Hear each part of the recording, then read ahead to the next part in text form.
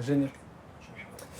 Bonsoir à tous. Eh bien, l'atmosphère qui règne ici à Rome est fraternelle, bon enfant, joyeuse même, et cela tranche avec les deux précédents synodes sur la famille qui avaient connu des tensions. Il ne reste pas moins que les enjeux sont importants sur les jeunes, la foi et le discernement vocationnel. C'est ce qui occupe les pères synodaux, les auditeurs, les experts ici qui travaillent à Rome, la manière dont l'Église catholique peut prendre soin de ces jeunes aujourd'hui, la manière de se mettre en état de mission, de prendre les moyens pour accompagner ces jeunes et également de les aider à discerner leur vocation et puis surtout dans cette première phase de se mettre à l'écoute et j'espère qu'on va en faire l'expérience sur ce plateau avec nos invités. Je les présente, ce plateau de KTO exceptionnellement installé pour vous faire vivre ce synode. Nous sommes avec Defortuné Mefokessi. Merci beaucoup d'être là.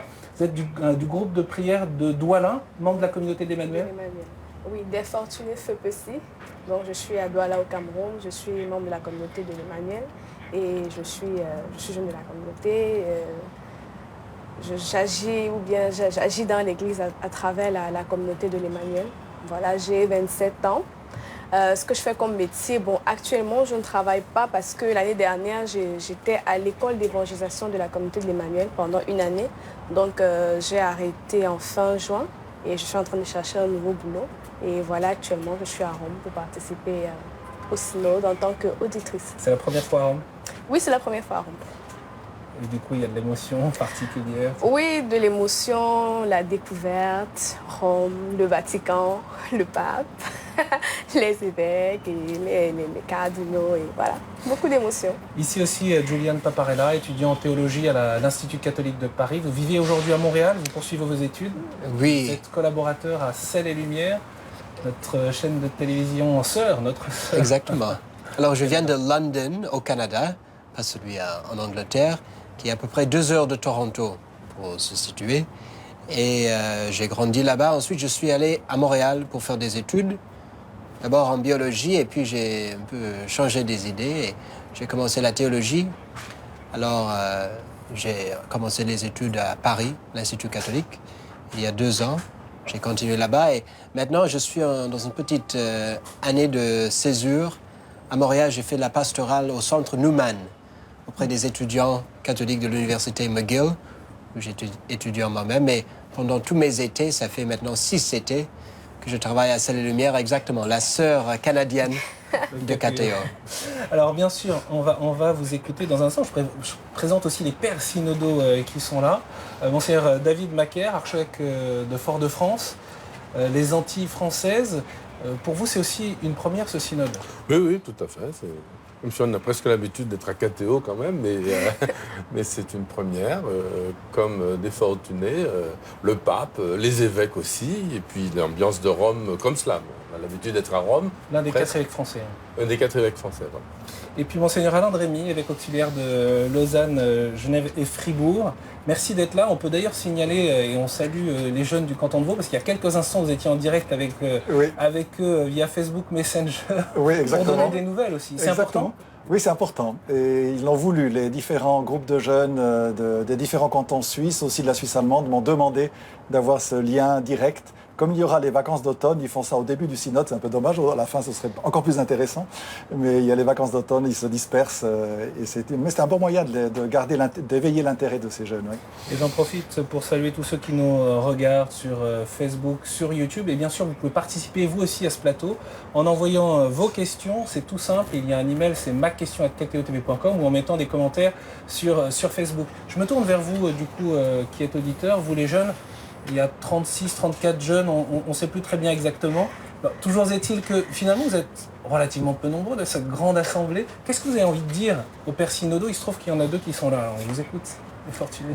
Alors, ce que j'aurais envie de dire aux pères synodaux, déjà, à travers, je remercie l'Église pour son encadrement pour la personne. Moi, j'ai été éduquée dans une famille chrétienne, donc j'ai toujours eu ces valeurs-là et tout. Mais en même temps, je voudrais également leur faire remarquer, je suis sûre qu'ils ont déjà constaté, comme moi, qu'il y a beaucoup de jeunes qui désertent les églises aujourd'hui, qui se sentent blessés, qui ne savent plus, qui ne font plus confiance à l'église, qui ne trouvent plus l'église comme un lieu de refuge. Blessés par quoi? Ça blesser, ça peut être par les scandales, parce que peut-être ils ne se sentent pas à leur place, ils se sentent jugés, ils ne se sentent pas peut-être acceptés, ou ils ne se sentent pas écoutés pour de multiples raisons. Donc, il y a ces remarques-là. Et ce que je voudrais ajouter aussi, c'est de dire qu'à cause de ça, je pense qu'il serait temps, et c'est la raison pour laquelle il y a ce synode, il serait temps de revoir peut-être, de revoir la pastorale des jeunes, de revoir comment c'est fait. Voilà quoi. Donc, en gros, c'est ce que j'aimerais dire aux évêques avec nous. Je peux vous poser une petite question? Est-ce qu'au Cameroun, vous constatez la même chose? Vous qui êtes camerounaise, est-ce que la réaction des jeunes par rapport à l'Église... Parce qu'on a l'impression, vu d'Europe, qu'un jeune Camerounais, moi j'en ai connu au Bénin, est spontanément religieux. Il croit en Dieu, c'est presque impossible de ne pas croire en Dieu. Après, la manière dont il le vit, c'est autre chose. Alors, oui, c'est vrai qu'au Cameroun, déjà, on croit, en Afrique, on croit toujours en quelque chose. Et au Cameroun également, on croit en Dieu. Mais moi, de ce que je vois, parce qu'à travers la communauté de l'Emmanuel, je suis dans des services d'évangélisation auprès des jeunes. Et de ce que je vois, il y a beaucoup de jeunes qui restent blessés, comme j'ai déjà dit, ou qui ont l'impression que dans les églises, par exemple, au niveau de la liturgie, que ce n'est pas assez mouvementé comme ce que proposent, par exemple, les nouvelles églises ou les églises réveillées entre griffes et tout, voilà, qui se plaignent de ce genre. Les églises protestantes, pentecôtistes, voilà, évangéliques, ils trouvent en fait que c'est pas assez, que dans l'Église catholique, parfois, ça dort, c'est trop tranquille. Ou alors que même dans les homélies des pères, parfois, ils ne retrouvent pas comment je dirais ça, c'est pas assez contextualisé, on ne parle pas assez des problèmes qui leur sont propres, quoi. Quelque chose qui puisse éclairer leur vie concrètement. Concrètement, voilà. Donc, parfois, il y en a vraiment qui ont ces soucis-là. Aux Antilles, on est un petit peu beaucoup européens, un petit peu beaucoup américains, un petit peu beaucoup africains aussi. C'est un peu la même chose.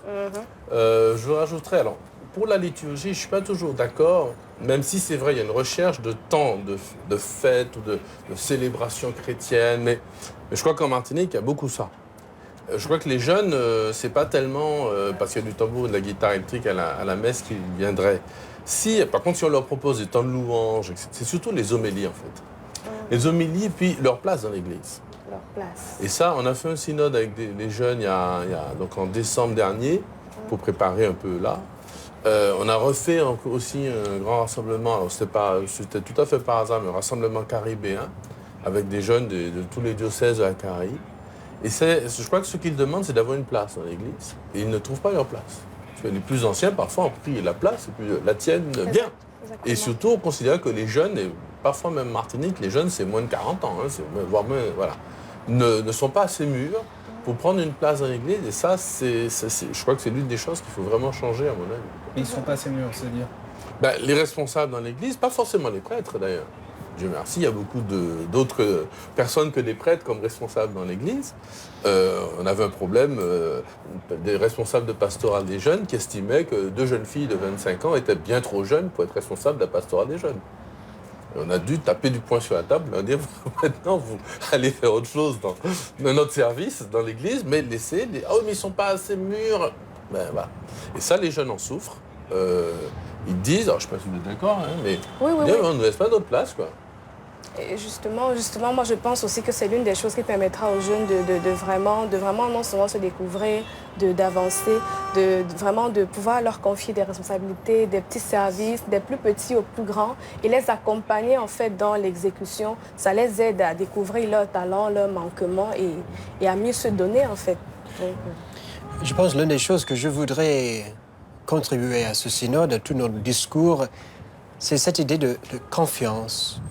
Faire confiance dans les jeunes. Et comme ça, ils puissent avoir leur propre place, leur place pleine dans l'Église. Pas seulement quelque chose de seulement être présent, mais de participer d'une manière importante, d'être là, de faire partie des décisions qui sont prises, de vraiment avoir un rôle, une mission et qui les appartient, qui n'est pas seulement pour être visible, pour une petite peu de décoration, mais qui est vraiment, en fait, important. Et qu'ils sont importants au sein de l'Église, qu'ils y appartiennent et que c'est leur Église également. Moi, je constate après les confirmations chez nous, un peu l'âge de la confirmation varie. Ça peut être des 15-16 ans comme ça peut être des 18 ans.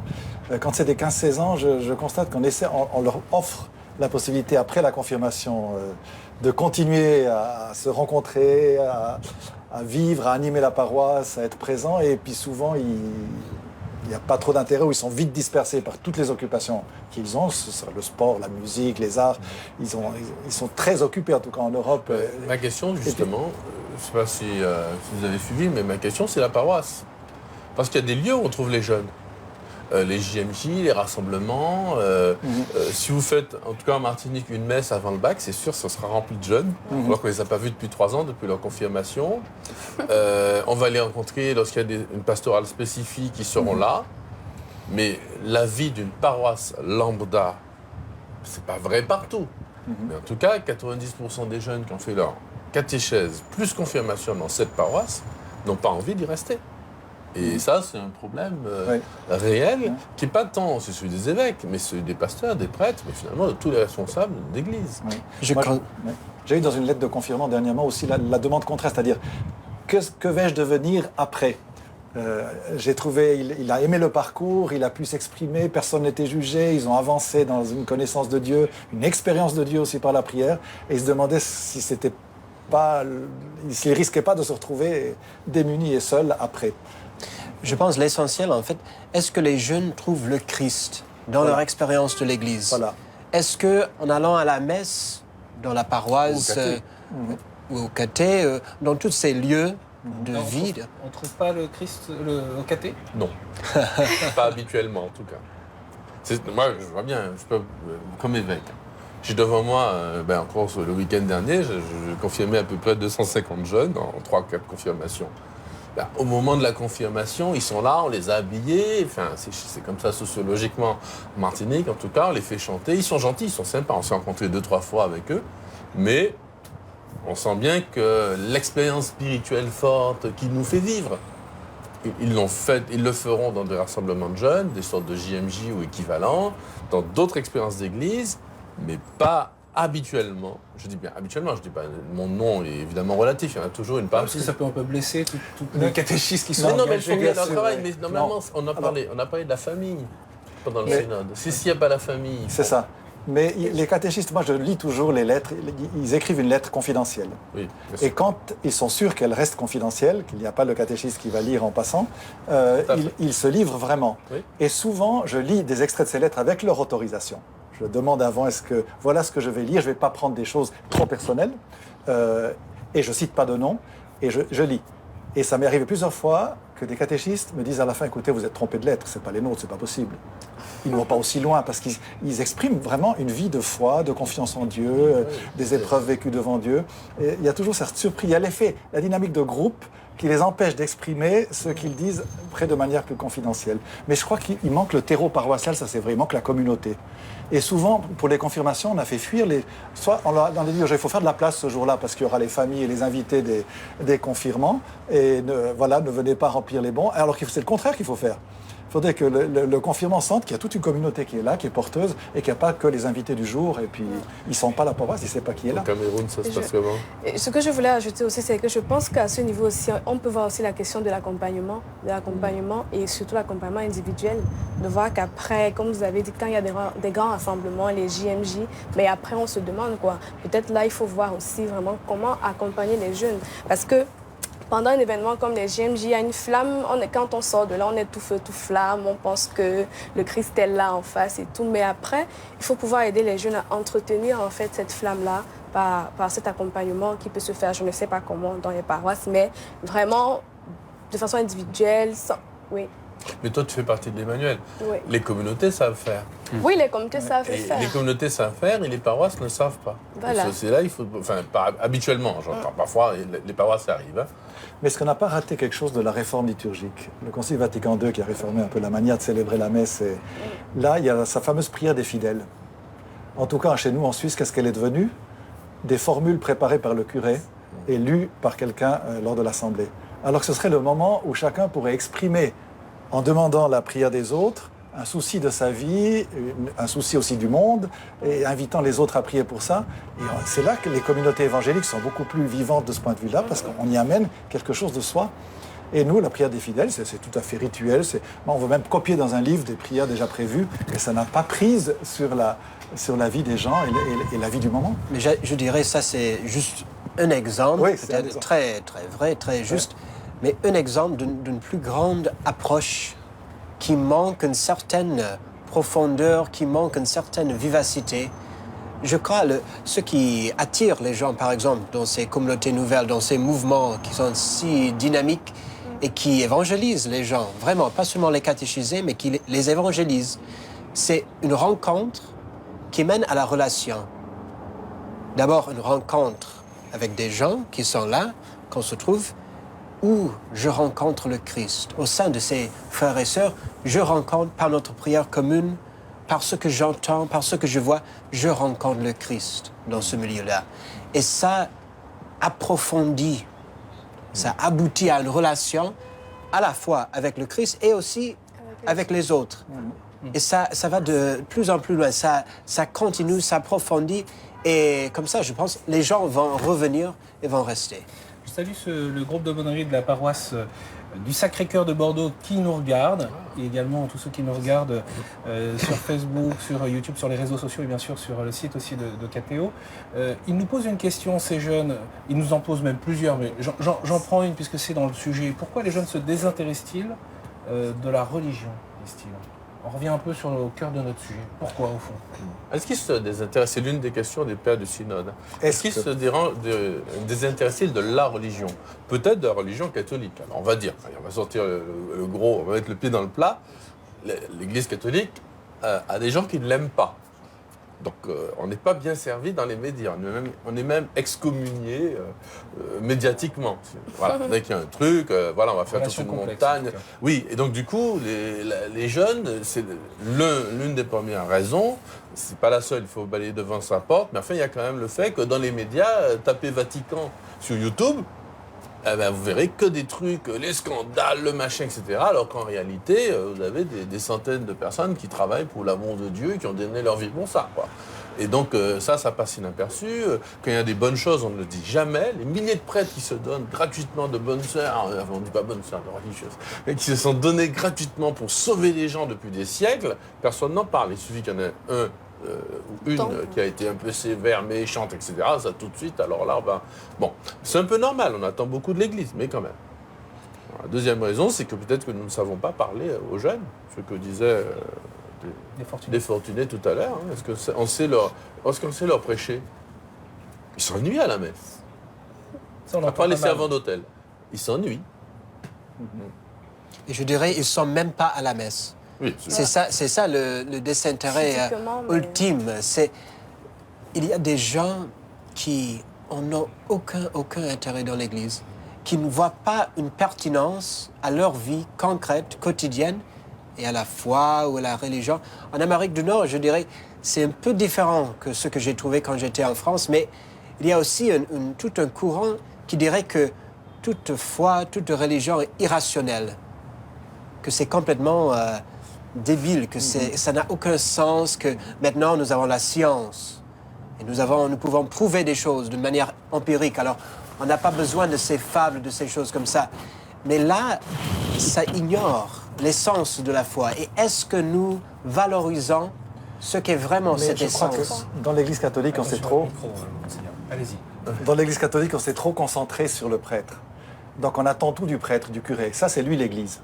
Et ça a été la grosse erreur. Donc les paroissiens sont reposés sur ce que fait le prêtre et puis ils vont consommer le dimanche pour eux, pour leur vie privée. Il n'y a pas ce sens d'être chrétiens ensemble et de rayonner, d'être marqué par ça et que ça marque toute ma vie. Qu'un scientifique témoigne de sa foi, qu'un professeur d'école témoigne de sa foi, qu'un entraîneur sportif témoigne, voilà, et qu'il fasse ce qu'il vit d'une manière différente et qu'il le dise d'où ça vient. Et j'ai demandé au synode que l'on réfléchisse sur le ministère des prêtres.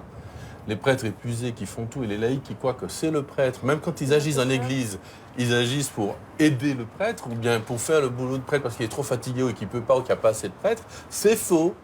C'est faux. C'est le fameux cléricalisme que dénonce le pape François. Oui, et c'est pas de la faute des prêtres eux-mêmes qui sont épuisés, qui voudraient Parce autre que chose. parfois ils le prennent mal. Mais oui, c'est ça. Comme une On a critique souvent l'impression, supplémentaire. voilà, c'est ça. On a souvent l'impression que le pape dit non, c'est le cléricalisme de toute l'Église qui a misé tout toute sur le l'Église. ministère du prêtre, alors que non, c'est parce que le bon Dieu veut.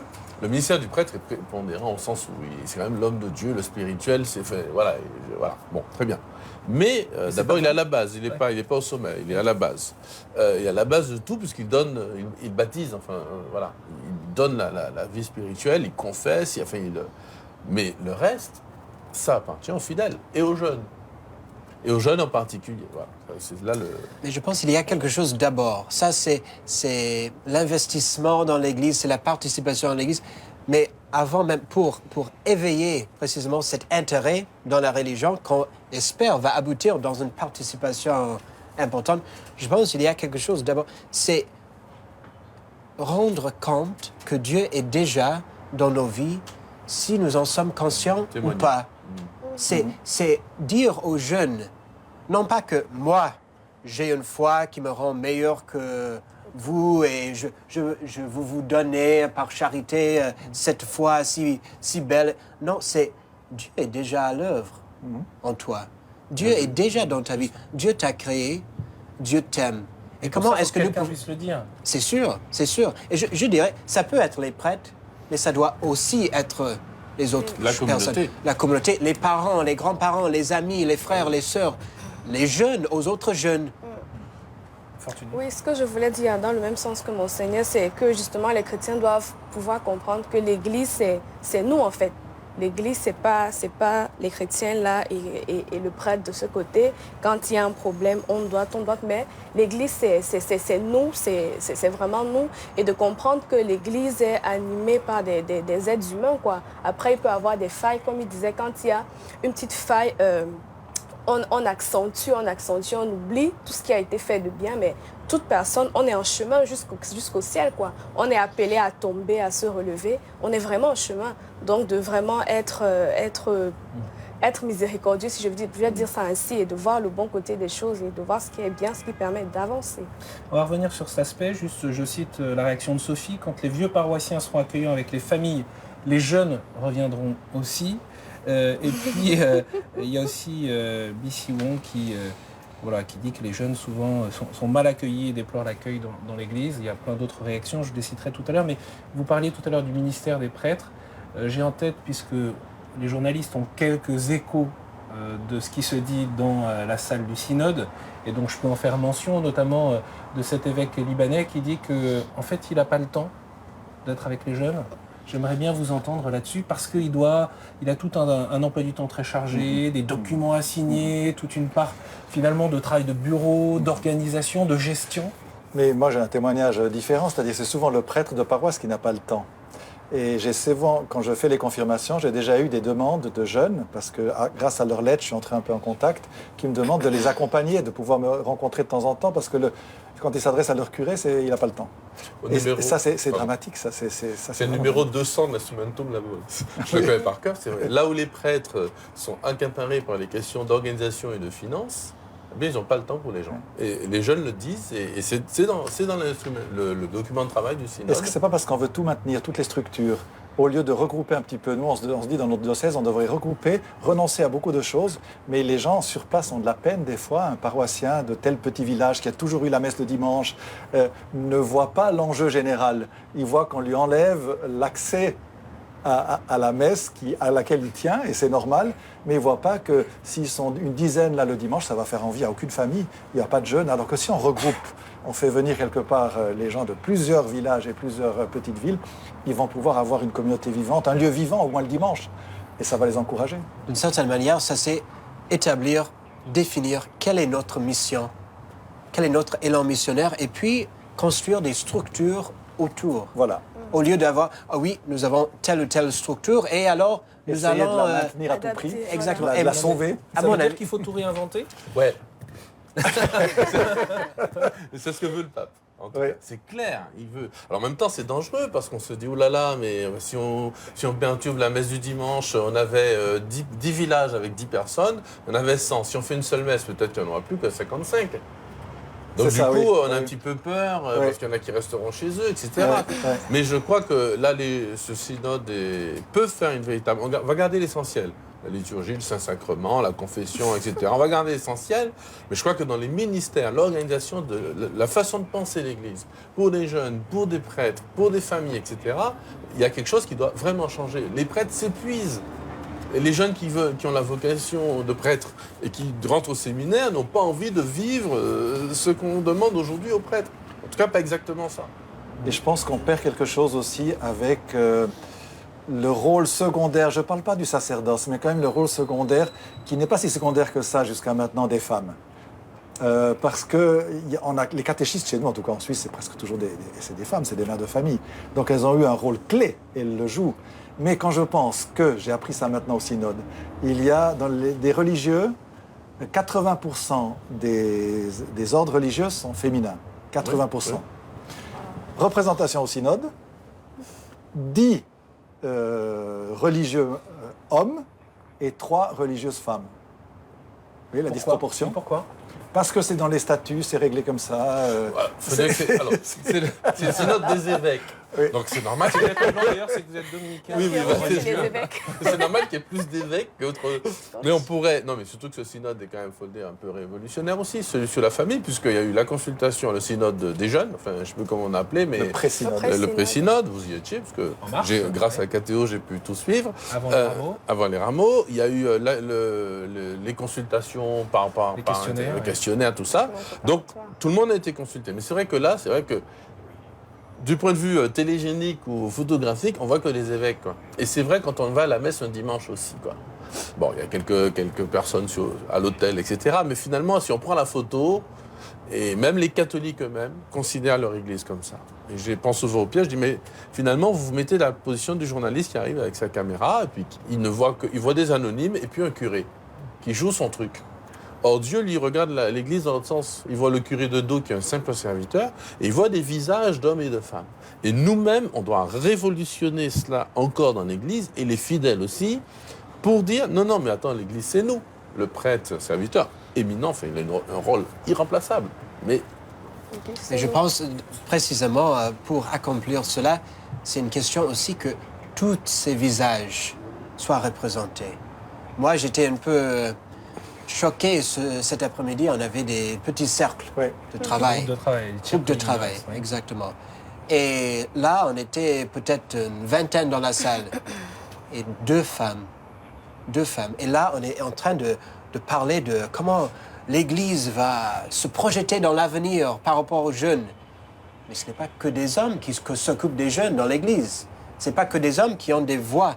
Et oui, bien sûr, il y a des réunions pré-synodaux, il y a des consultations, mais je pense qu'il y a quand même quelque chose qui manque. Il y a quand même, je dirais, des structures qui doivent être plus ajustées. là, c'est le synode des évêques. Donc c'est vrai C'est que normal qu'il y ait des évêques. c'est normal qu'il y ait une majorité d'évêques comme père synodaux. C'est leur peut-être- responsabilité qu'ils c'est- doivent assumer c'est et ça. qu'ils doivent vérifier Mais, genre- dans un synode. Mais après, comment faire que ce sujet soit porté par tout le monde? Le pape essaye, maintenant avec ce pré-synode, et avec une consultation très large, où tout le monde se sent concerné. Et après, il y a un moment où on confie à ce ministère qui vient des apôtres, et on leur dit, voilà, vous, maintenant, prenez tout ça et voyez ce que vous en faites. Mais comment les... ouais. Mais précisément, est-ce qu'il faut que le synode soit des évêques? Déjà, il y a des pères synodaux qui ne sont pas évêques, Oui. qui sont des prêtres. Oui. Pourquoi pas une participation plus large? Et Bien sûr, il y aura des c'est pas évêques. juste envers les femmes, parce que les religieux qui sont là, qui représentent les autres religieux, ne sont pas évêques. Voilà. Et les femmes qui sont là ne sont pas évêques non plus. Alors pourquoi elles sont moins nombreuses? Ça exige On va pas. revenir sur ce sujet. Je voudrais citer Nicole qui réagit, qui dit justement à propos de la place des femmes, il manque des femmes pour apporter ce qui manque aux hommes. Vous êtes d'accord avec ça? Mais en fait, je pense Qu'est-ce qui qu'il y, manque aux hommes? a une complémentarité. Hein. Si dans la création, il y a l'homme et la femme, on est des êtres de relation et puis il y a une certaine complémentarité. Donc, de dire une société juste avec des femmes, je ne sais pas ce que ça donnerait. Ou une société juste avec des hommes, je ne sais pas non plus ce que ça Parfois, donnerait. la quoi. société juste avec des femmes, ça s'appelle la messe du dimanche. Hein. Parfois, faut le dire franchement aussi. Une fois, en Martinique, on a fait la pastorale des hommes. Donc, on a fait un grand rassemblement. Ça a très bien marché avec 3000 hommes. Après, on a fait d'autres. Et puis il y a des femmes qui ont dit, mais nous, on n'a pas de pastoral des femmes. On l'a fait quand même. Je dis, oui, mais vous, c'est la messe du dimanche.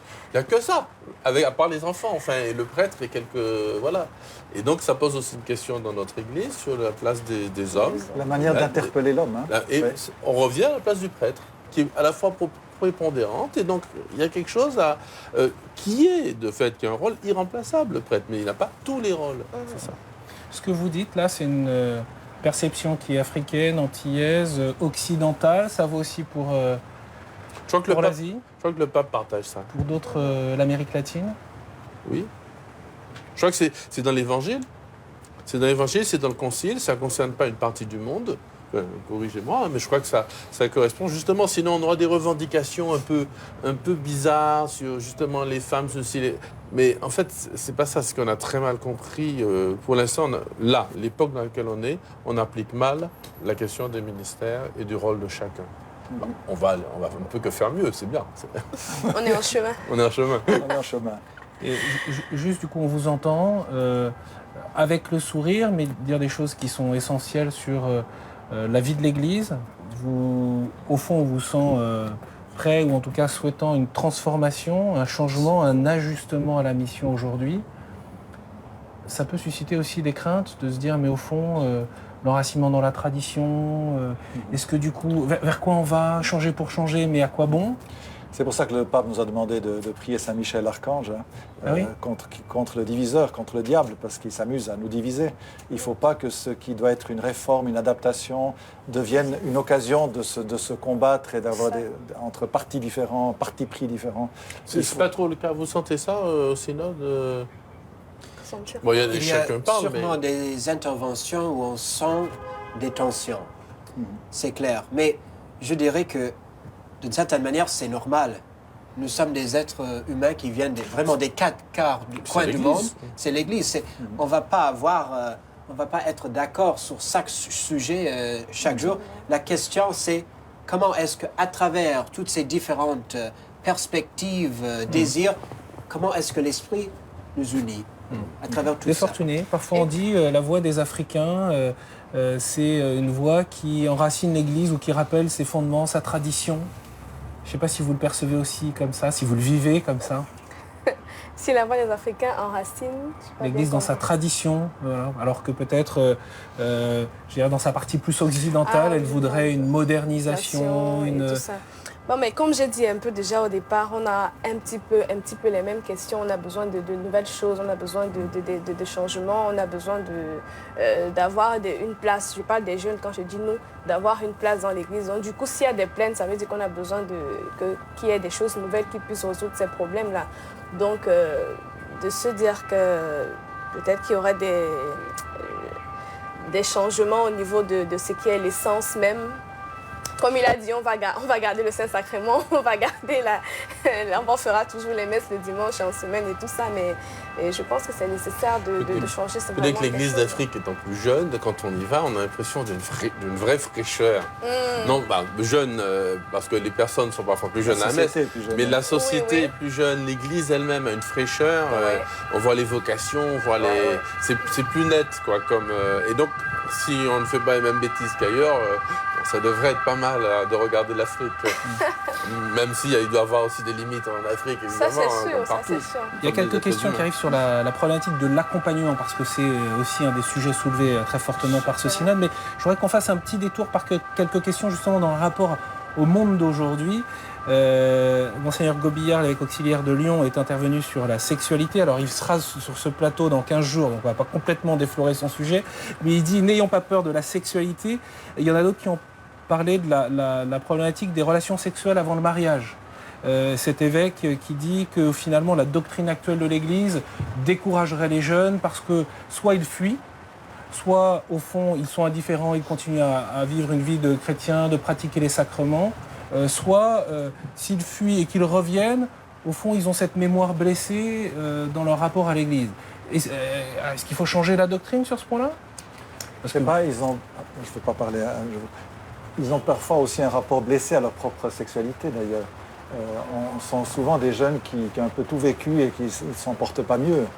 Et là, je pense qu'on a un message à donner Alors comment le donner, ça c'est autre chose. Mais l'expression sexuelle étant tellement personnelle et elle investit tout ce que je suis, c'est pas de la rigolade. Enfin, c'est très beau, mais ça se prend pas à la légère.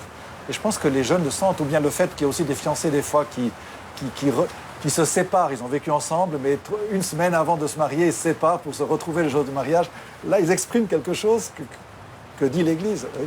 Est-ce que là, on ne parle pas de ce qui se passe à la messe dominicale, on parle de ce qui se passe dans la vie Un petit peu quand même, hein, parce qu'une des problématiques, c'est que la question des jeunes de Bordeaux, là, du Sacré-Cœur, je crois, ouais. Pourquoi des jeunes qui quittent, c'est qu'ils sentent que leur vie morale n'est pas toujours en accord, voilà, aujourd'hui avec la pornographie, mais aussi simplement des pratiques sexuelles, etc., n'est pas en accord avec ce que dit l'Église.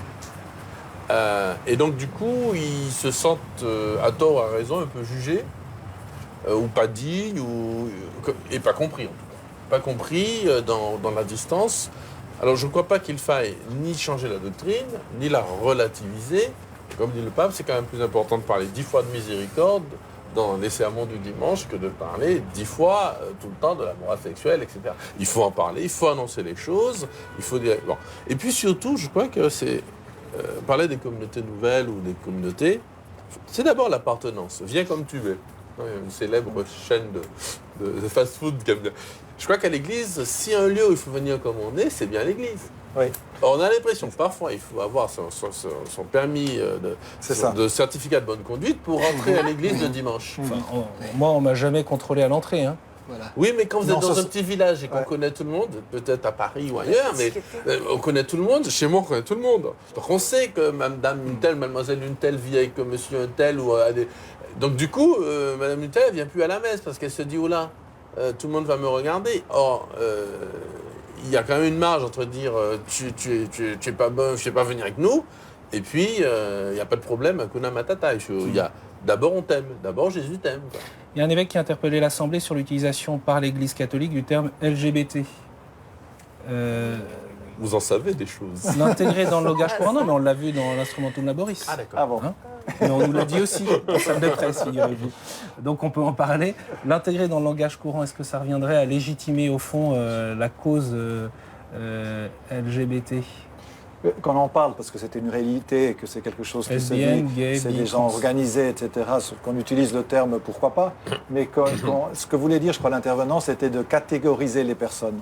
De dire qu'on veuille se définir par cela, simplement, par une orientation sexuelle. Donc, je suis LGBT. C'est ça qui est une espèce de réduction. Réduction de la personne. Il a même dit il n'y a pas même des catholiques hétérosexuels. C'était cette idée précisément de réduire les gens à leur leurs attirances et leurs pratiques sexuelles, ce qui n'est pas le cas. À mon avis, ce qu'il faut regarder, c'est comment est-ce que Jésus était avec les gens.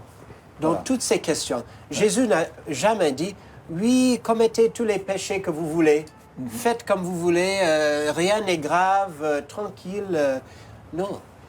Il nous a appelés à la vie, à la plénitude de l'amour, à se donner réellement. Et ça, vous avez l'impression que ça passe auprès des jeunes? Oui, bien sûr. C'est ça qu'ils cherchent. Dans votre université? C'est ça qu'ils cherchent, même s'ils ne sont pas encore là. Et qui entre nous, en fait, est encore là? Même parmi tous les pères synodaux, même le pape, qui est arrivé à la sainteté? Vraiment. Et alors, ce n'est pas une question de ne rien dire, de cacher des choses, de relativiser des choses, mais plutôt rencontrer les jeunes là où ils sont et marcher avec eux vers le Christ. Mais alors, quand je vous écoute, je me dis, mais honnêtement, vous n'avez jamais les uns les autres cessé de dire ça. C'est ce qu'on entend quand même beaucoup quand on... Pourquoi? Et ça, c'est le grand point d'interrogation qu'on a. Ces caricatures? Pourquoi ces caricatures qui demeurent? Elles sont alors que ça fait longtemps qu'on aujourd'hui. essaye de faire autrement, de ne pas être moralisateur, d'annoncer le Christ plutôt que d'annoncer une morale. Mais apparemment, on ne sait pas faire rencontrer le Christ. C'est finalement le but de toute notre vie chrétienne, quand on s'adresse aux autres qu'ils ne connaissent pas encore. Pourquoi on n'y arrive pas aussi bien qu'on voudrait? Parce qu'on n'y arrive pas du tout. Mais... L'une des réponses que j'aurais, ce que tu dis, c'est exactement ça. Enfin, bravo, merci Julian.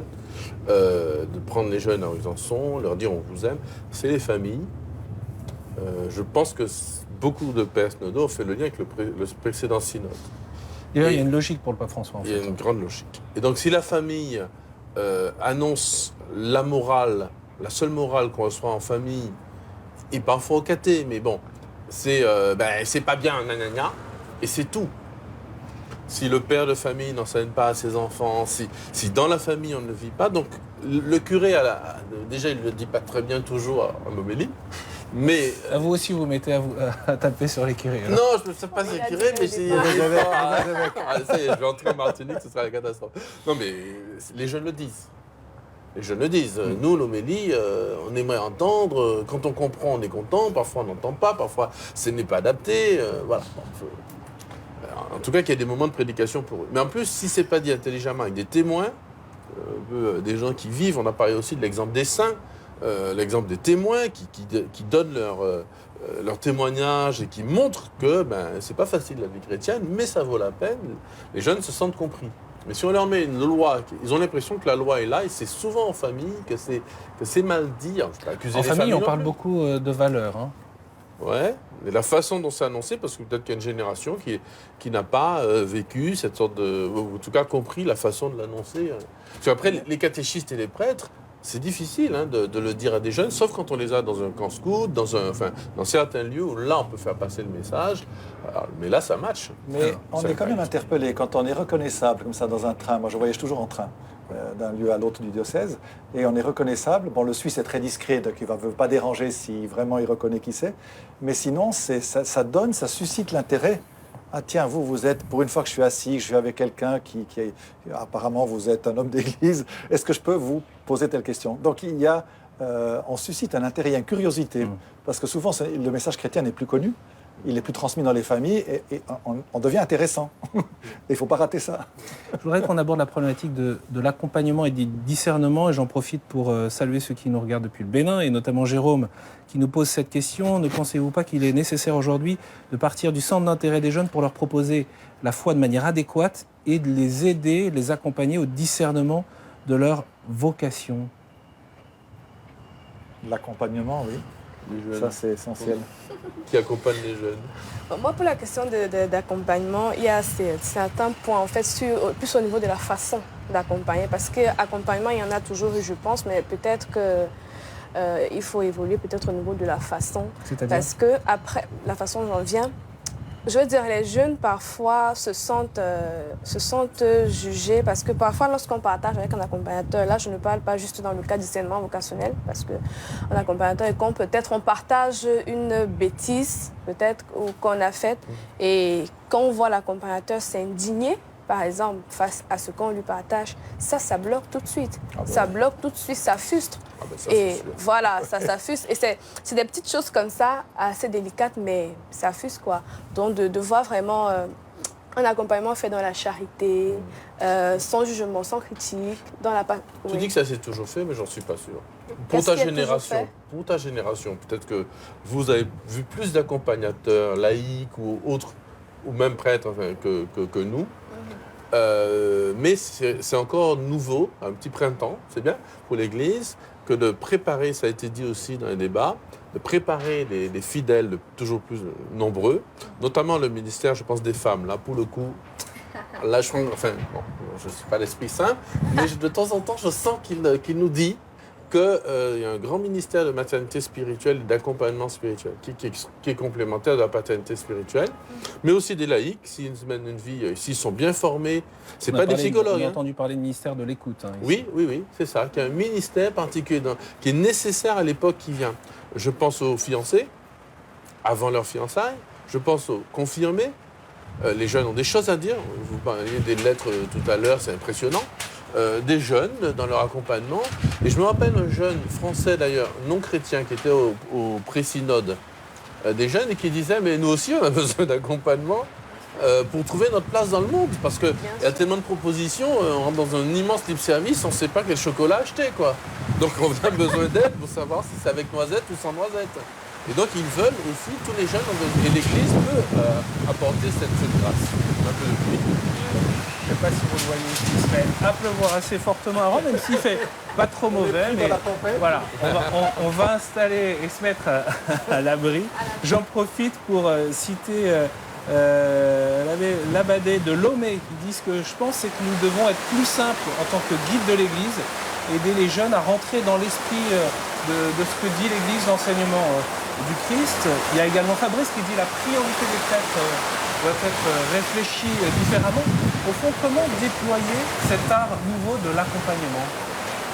Quelque chose que j'ai beaucoup apprécié dans les discours jusqu'à maintenant au synode, c'est cette idée que l'accompagnement est plus large et le discernement est plus large que uniquement le sacerdoce et la vie religieuse.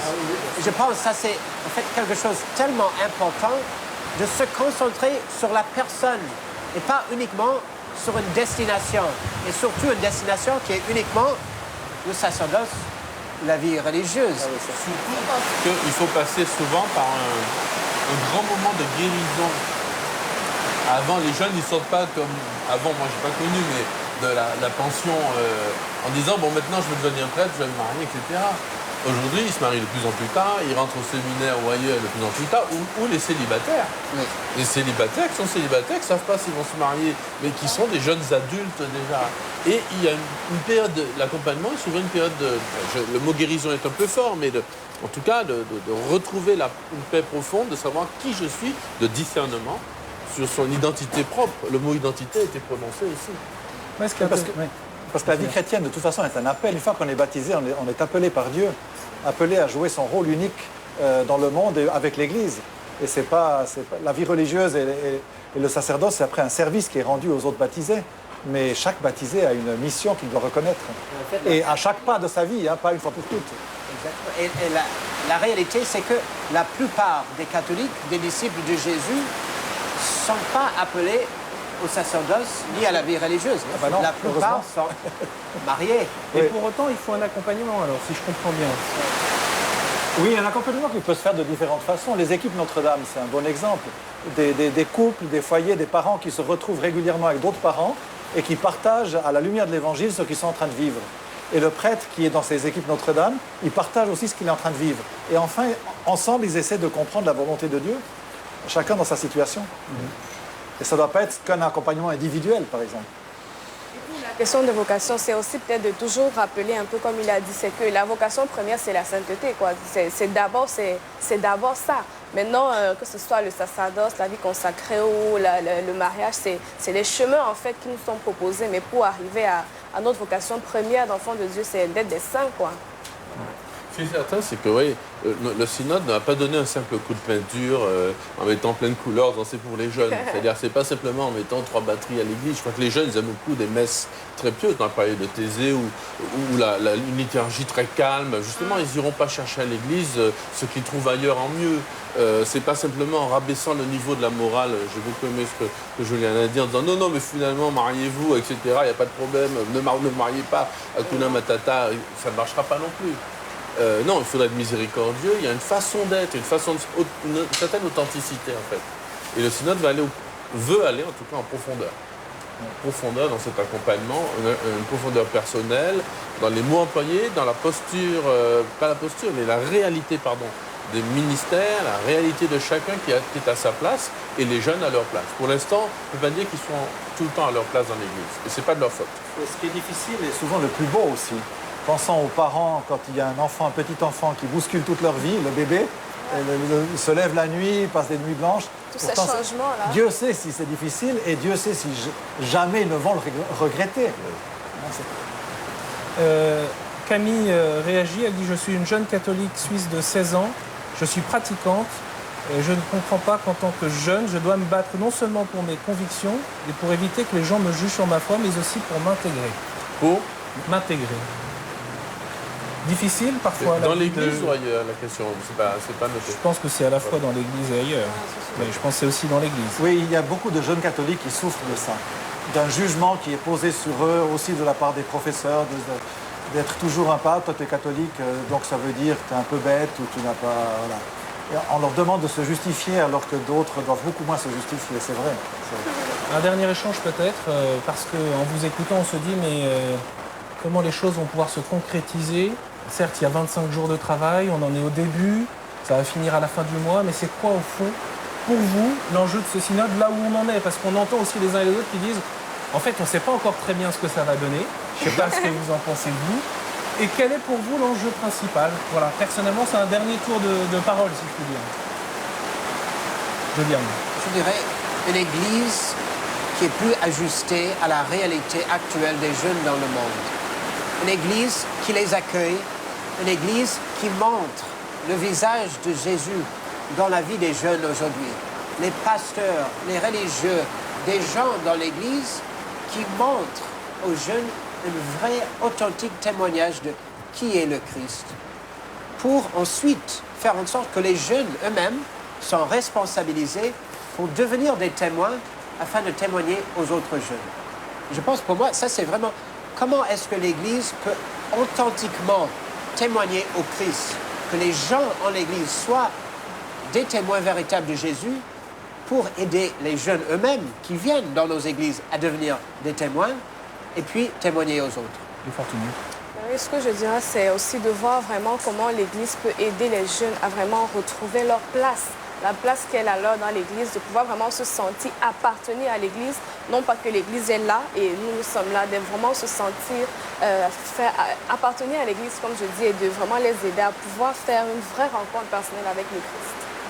Je crois qu'on doit réaffirmer qu'on a un trésor incroyable qui s'appelle Jésus et qu'on n'a pas encore su le transmettre et ouvrir toutes les portes vers lui. Mais si on pouvait dire ça, on a un trésor qui, rien ne peut autant aider quelqu'un qui est en train de grandir, qui passe de l'enfance à l'âge adulte, que ce Jésus. Moi, je dirais un peu la même chose, mais surtout que chaque communauté, parce que l'Église est consciente, beaucoup de pasteurs sont conscients, et que chaque communauté, parce que les jeunes, ils sont partout, que chaque communauté soit un vrai visage de la civilisation de l'amour, autant qu'elle le peut, mais avec leurs faiblesses et tout, mais authentiquement. Et donc, ce ne sera pas une décision du pape ou de l'évêque, ce sera vraiment chaque groupe chrétien qui donnera un visage aux jeunes. La prière, elle habite le synode, elle vous habite, vous? Essentiel. Oui. Pour le synode en particulier, pour les jeunes aussi. Je pense qu'il y a un père synodal aussi qui a dit que c'est très important, qui pense à son avis, en plus de ce qu'on va prendre comme décision, qu'il serait bien que dans les prières quotidiennes, on pense à prendre un temps pour prier pour les jeunes chaque jour. Penser un temps pour prier pour les jeunes chaque jour. C'est la manière dont on va pouvoir vous accompagner tout au long de ce synode. Merci beaucoup d'avoir été présent ce soir. Vous avez vu, la pluie nous a rattrapés ici à Rome. C'est un peu la bénédiction du ciel. Bien sûr, vous pouvez retrouver la programmation spéciale de KTO sur notre site ktotv.com. Les entretiens du mardi, du jeudi, les flashs chaque jour, le journal du samedi, les grands directs, les célébrations. Bien sûr, vous retrouvez tout cela sur notre site. À très bientôt. Merci à toute l'équipe mobilisée ici à Rome et puis bien sûr à KTO. Merci pour votre fidélité. À très bientôt.